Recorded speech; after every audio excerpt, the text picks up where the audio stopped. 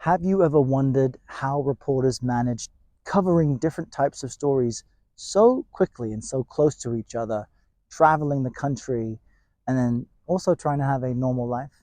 I wonder that all the time. Um, this is Jackson, Mississippi. Boom! I'm staying at an undisclosed location that has very nice scenery.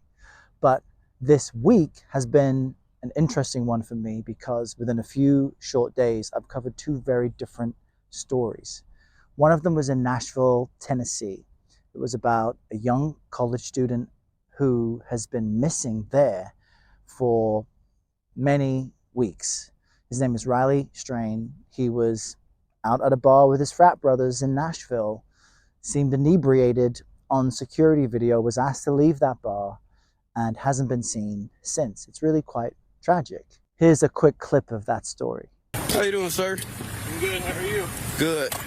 It's just minutes after Strain had been kicked out of a downtown Nashville bar. Surveillance video from that night shows Strain stumbling and falling down. As a reporter, you come to these stories just looking for the factual information, not trying to speculate, and also trying to make sure that you're capturing what makes that story relevant to people who don't live there and aren't connected to it.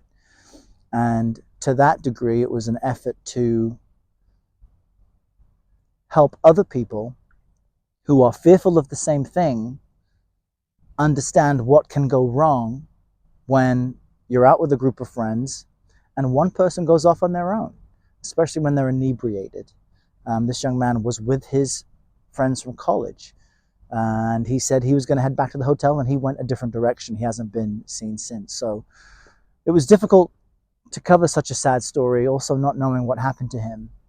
But to give you a glimpse behind the scenes, I found out I was covering that story Monday morning at 9 a.m. Eastern. I had to get to Nashville within the next few hours, from New York to Nashville. I think I arrived in Nashville by 4 p.m. local Nashville time, which is 5 p.m. Eastern. We wanted to get this story on the CBS Evening News, which, as you all know, runs at 6:30 p.m. Eastern. So thanks to producers in LA and New York and my field producer, Suvro, we were able to get that story on just in the nick of time.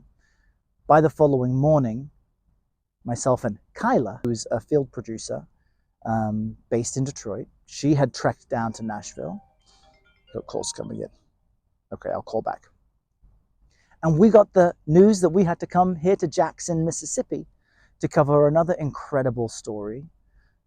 Jarring, unnerving as well, in 6 former police officers known as the Goon Squad, some of them known as the Goon Squad, are now being convicted this week for their crimes, which they pleaded guilty to, which center around racist torture of 2 black men here in Mississippi from January of 2020. Egregious and despicable. Those words from a federal judge in Mississippi describing the actions of former cops Hunter Elwood, sentenced to 20 years, and Jeffrey Middleton, sentenced to more than 17 years.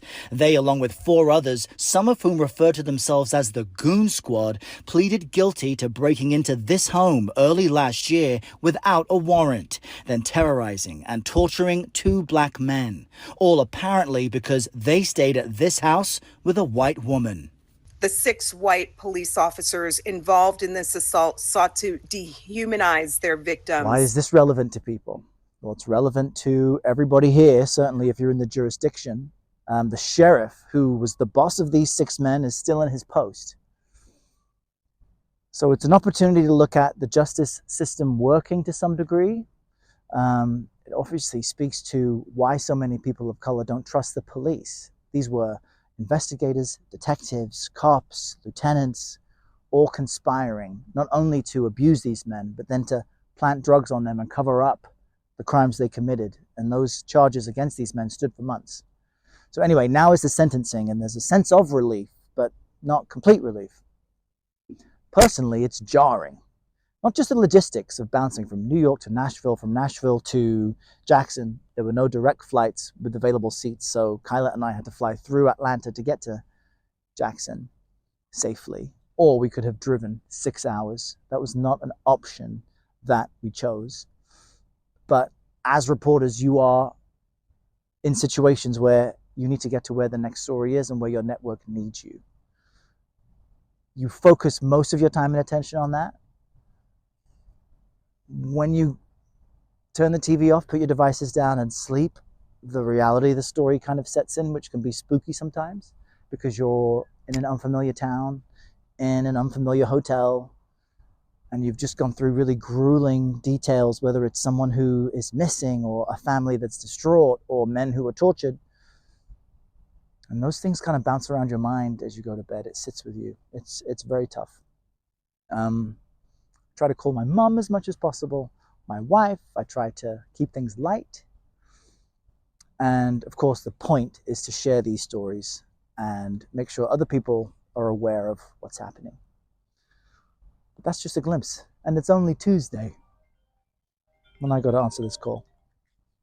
Thanks for watching. More to come. Hey there, Mum.